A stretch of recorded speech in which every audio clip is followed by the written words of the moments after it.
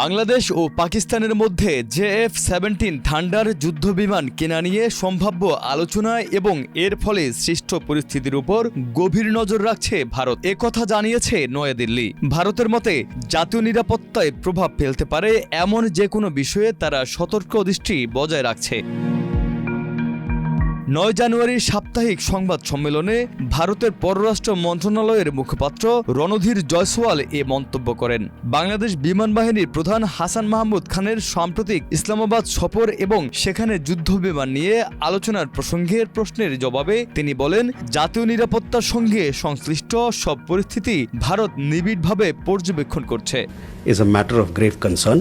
সংবাদ সম্মেলনে আগামী 29 জানুয়ারি থেকে ঢাকা ও করাচির মধ্যে সরাসরি ফ্লাইট পুনরায় চালুর বিষয়টি উঠে আসে। ফ্লাইট চলাচলে ভারতের আকাশসীমা ব্যবহারের জন্য বাংলাদেশ নয়াদিল্লির অনুমতি চেয়েছে কিনা এমন প্রশ্নে জয়সওয়াল জানান, এ ধরনের বিষয় বিদ্যমান দ্বিপাক্ষিক বিমান পরিষেবা চুক্তির আওতায় নিষ্পত্তি করা হবে।